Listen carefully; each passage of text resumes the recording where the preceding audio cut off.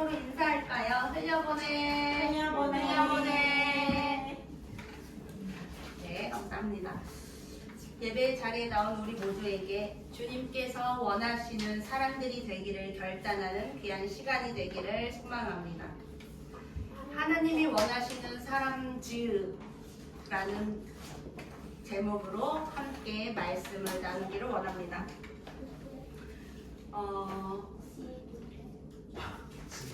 S가 좀 줄다고 하죠. 네, 사람들. 네, 사람들이라는 뜻이에요. 이 세상에 오롯이 혼자 할 수 있는 일이 있을까요? 아니요. 없나요? 숨 쉬는 거? 숨 쉬는 것도 하나님 우리에게 생명을 주셔서 부르는 거겠죠? 그리고 공기가 존재하니까 숨을 쉬겠죠? 축구를 할 때 혼자 할 수 있어요? 없어요. 멋진 연주, 오케스트라 연주를 할 때 혼자 할 수 있나요? 없어요. 아무리 축구를 잘하는 손흥민도 축구라는 경기를 하려고 할 때는 혼자 할 수 없어요. 다른 선수들이 필요하죠. 아무리 막 바이올린 엄청 잘 켜는 사람이어도 혼자 오케스트라 연주를 멋지게 해낼 수는 없습니다. 우리는 혼자서 모든 것을 다 할 수 없다는 거죠. 그런데 하나님은 모든 것을 하실 수 있는 분이죠. 그런 분인데 하나님은 혼자 모든 것을 하실까요?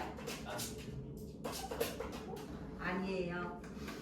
하나님의 속성만 봐도 하나님은 삼위일체 하나님, 성부, 성자, 성령 하나님 혼자서 일하시지 않으신다라는 거예요. 성경에 보면 하나님도 혼자 일하시지 않지만 우리들도 혼자가 아닌 함께 일을 하라고 말씀을 하고 계십니다.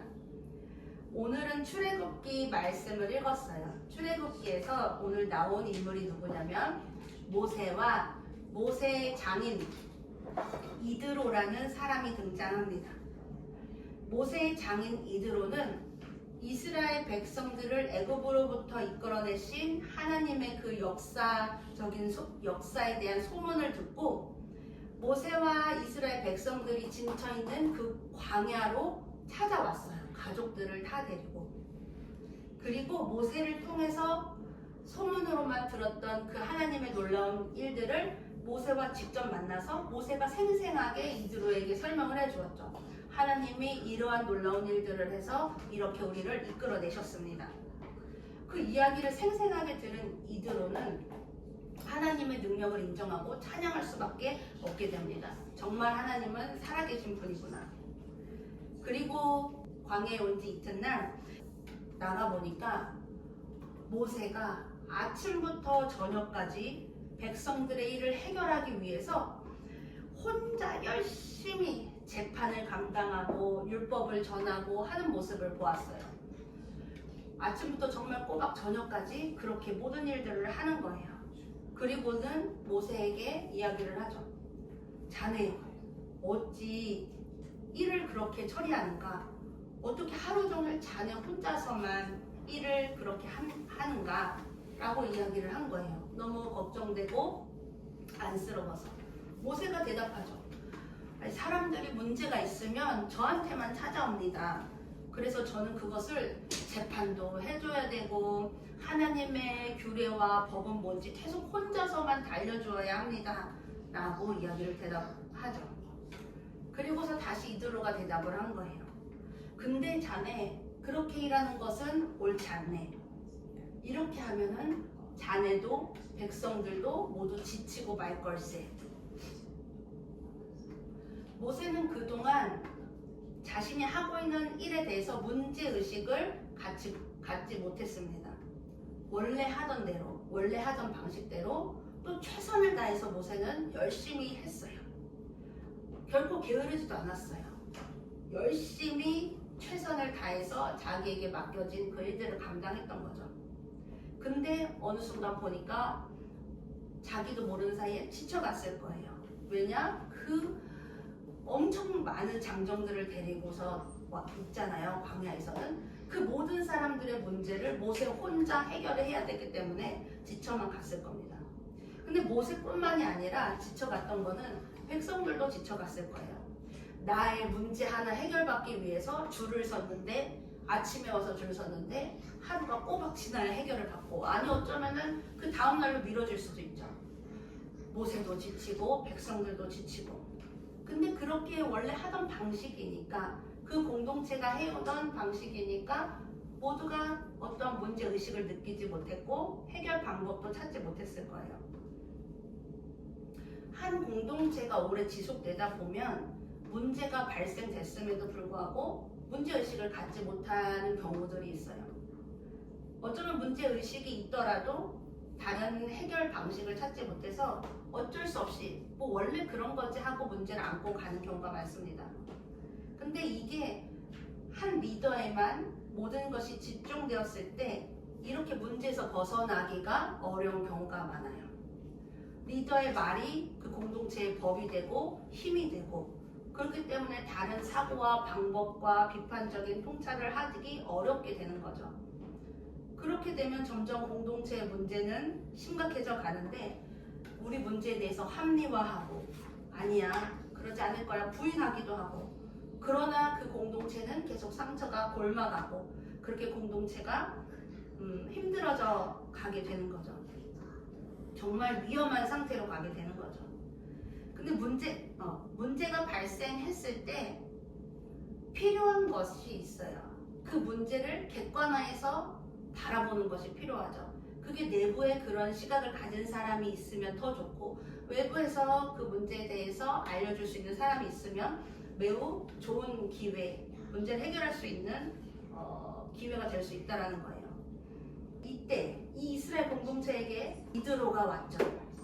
그러니까 이드로가 이제 밖에서 보니까 이 이스라엘 공동체 힘겨워 보이는 거예요. 지쳐 보이는 거였습니다. 그래서 이드로가 문제점에 대해 조언을 해주고 또 대안까지 마련해 주었죠. 그 대안은 무엇인가요? 모세와 함께 할 수 있는 동역자, 리더가 필요했던 것입니다. 백성들이 모세에게만 의존하는 것을 나누어서 역할을 감당해야지만이 이스라엘 공동체가 건강하게 세워져 갈 수 있겠다라고 판단을 한 거예요. 그래서 21절에는 이렇게 이드로가 이야기해 주죠. 백성 가운데서 능력과 덕을 함께 갖춘 사람, 곧 하나님을 두려워하며 참되어서 거짓이 없으며 부정직한 소득을 싫어하는 사람을 뽑아서 백성 위에 세우게, 그리고 그들을 1000부장, 100부장, 50부장, 10부장으로 세워서 라고 말을 해줍니다. 능력을 갖춘 사람, 1000부장, 100부장, 50부장, 10부장, 리더들을 세우라고 한 거죠. 건강한 공동체는요, 한 사람의 리더십으로만 세워질 수 없습니다. 여러 사람이 함께 세워가는 공동체가 건강한 공동체가 되는 것이죠. 이드로가 이렇게 조언을 해주고 대안을 마련해 줬을 때 모세의 태도를 보면, 모세는 정말 하나님 앞에 신실하고 생각과 신앙이 건강한 지도자였다는 것을 볼 수 있어요. 왜냐? 이드로의 조언과 대안을 받아들여 모습을 보면은 모세는 참 좋은 리더였구나라는 것을 볼 수 있습니다. 모세가 나름 이스라엘 백성들을 애굽으로부터 이끌어 광야까지 왔어요. 자신이 하나님께 받은 소명에 대한, 자기의 리더십에 대한 자부심이 있었을 것입니다. 근데 옆에서 누가 너의 방법이 잘못됐어 라고 말했을 때 건강하지 못한 리더는 뭐가 잘못됐어? 라고 부인하겠죠. 그런데 모세는 이드로의 조언이 정말 우리 이스라엘 백성들, 이스라엘 공동체를 살리는 거겠구나 라는 것을 받아들였어요. 그리고 백성들을 위해 자신의 방법을 바꿀 수 있는 지혜를 보인 것입니다. 모세는 하나님 앞에 신실했던 거예요. 그리고 리더를 세우라고 했을 때 그 1000부장, 100부장, 50부장, 10부장의 자격 요건이 있었습니다. 그것은 능력을 갖춘 사람을 세우라고 했어요. 하나님이 원하시는 사람은 능력을 갖춘 사람입니다. 그런데 능력을 갖췄다라는 것은 지식, 재능, 이러한 능력을 말하는 것이 아닙니다. 하나님을 두려워하며 나의 능력이 하나님으로부터 왔다는 것을 아는 사람이에요. 그런 사람이야말로 내가 유지해왔던 자리에서 기꺼이 내려올 수 있습니다. 내가 움켜쥐고 있는 명예를 쉽게 포기할 수 있는 거예요. 나만 할 수 있어 라는 그 교만에서 함께 일하길 원하시는 하나님의 부르심에 순종할 수 있는 거예요. 왜냐? 나의 능력은 하나님으로부터 왔고 모든 능력은 하나님의 것임을 알기 때문입니다. 하나님은요, 능력 있는 한 사람이 혼자 하는 것보다 함께 하는 것을 기뻐하시는 분이시다라는 겁니다. 오늘 읽은 마가복음 말씀에서는요, 예수님이 제자들을 부르는 장면이 나옵니다. 사공이 많으면 배가 산으로 간다라는 말이죠. 사실은 서로 다른 사람들이 모여서 일하는 것보다 내가 원하는 방식으로 혼자 일하는 게 편해요. 그런데 예수님은 제자들을 부르셨어요. 한두 사람만, 편한 사람 한두 사람만 부른 게 아니라 12명이나 부르셨어요. 근데 이 12명을 부르실 때 기준이 있었습니다. 어떤 기준을 가지고 12명을 불렀을까요? 잘생김? 말씀에 보면 자기가 원하는 사람을 부르셨다라고 기록되어 있어요. 그러니까 예수님이 원하는 사람을 부르셨다라는 거예요. 근데 예수님은 어떤 사람을 원했을까요? 본인처럼 말을 잘하는 사람? 맞아? 말을 잘하는 사람인가요? 아니면은 예수님이 사역하는데 먹을 것을 공급해 줄 수 있는 돈 많은 사람? 아니에요. 예수님의 말씀을 들으러 올 때 많은 사람이 올 수 있도록 인기 많은 사람이 옆에 있길 바랬을까요? 아니에요. 아니면 비주얼이 좋은 사람? 잘생긴 사람? 네, 아니죠. 예수님이 부르신 조건은 한 가지였어요. 예수님과 함께 하는 사람이라는 거예요. 예수님은 제자들을 부르시자마자 어떻게 하셨냐면 제자들을 자기와 함께 있게 하셨습니다. 왜냐? 제자로서 중요한 것은 예수님과 함께 하는 것이기 때문이에요. 예수님과 함께일 때 담대히 말씀을 전할 수 있는 것이고 예수님과 함께일 때 그 권능으로 주님의 사역을 감당할 수 있기 때문입니다. 그래서 제자들이 모든 일을 할 때 이렇게 선포했죠. 예수 그리스도의 이름으로 명하노니. 예수님과 함께 예수님의 이름으로 사역했을 때 그 능력이 진짜 하나님으로부터 오는 능력이라는 것입니다. 모든 능력은 예수 그리스도를 말미암아 나타난다는 것을 알게 하고자 하신 거예요. 그리고 예수님은 12명을 세우셨다라고 해요. 여기서 세우셨다라는 뜻은 만드셨다, 창조하셨다라는 뜻입니다. 의미예요. 그래서 창조하셨다라는 거라면 떠오르는 게 어디죠? 창세기. 태초에 하나님이 천지를 창조하셨다. 이 뜻과 같은 거죠. 그러니까 하나님과 멀어져 있던 이스라엘을 다시 새롭게 창조하시겠다라는 거예요.